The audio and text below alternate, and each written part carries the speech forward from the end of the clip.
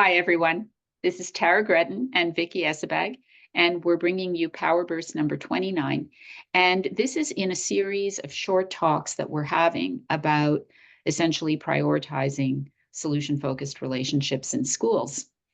And Tara and I were just talking about the importance of a consistent approach to relationship building in schools from the start of the school year. So the question that we are posing today is, why is it so important to prioritize relationships consistently in schools from the start of the year, and what difference does it make?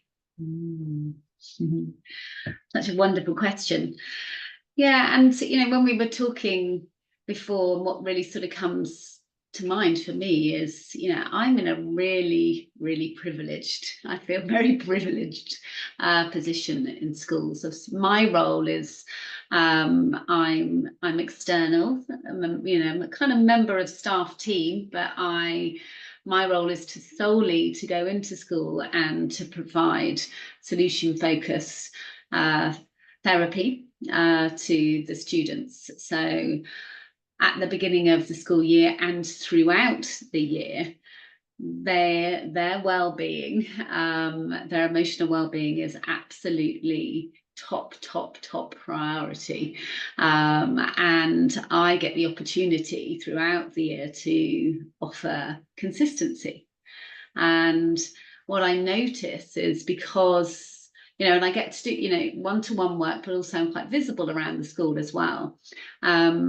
And from having that as my role, and my role is to provide that support to them, they know that's what I do, and I'm able to offer that consistency, is the relationships that I build with these students throughout the academic year. And there are some students that off and on, or even ongoing, I've seen from the younger years until they leave. Some I see for a shorter period of time, but that consistency and that opportunity to be able to offer that and to prioritize the relationship and their well-being just makes such a difference to how they engage with the support and the difference that can make to their experience of school.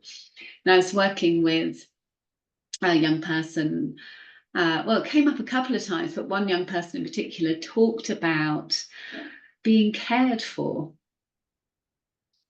and I think this is when a young person speaks to that hope, or noticing those who care for him in school, I think really highlights the importance of having the opportunity to have consistent relationships.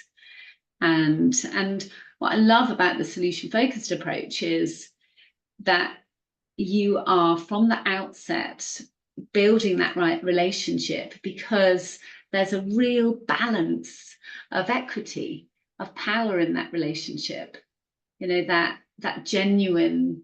And you were talking about this, in the first conversation that we just had, that in the way that we communicate using solution-focused sort of thinking, is that curious.